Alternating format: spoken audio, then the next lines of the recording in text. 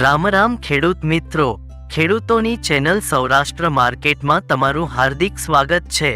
આપણે આ વિડીયોમાં જાણીશું મહુવા માર્કેટ યાર્ડના ભાવ, પણ તે પહેલા જો તમે ચેનલમાં નવા છો તો નીચે આપેલ સબસ્ક્રાઇબ બટન પ્રેસ કરી ચેનલને સબસ્ક્રાઇબ કરો અને બેલ આઇકનને ઓન કરી દો, જેથી કરીને દરરોજના તાજા ભાવ તમે સૌપ્રથમ જાણી શકો।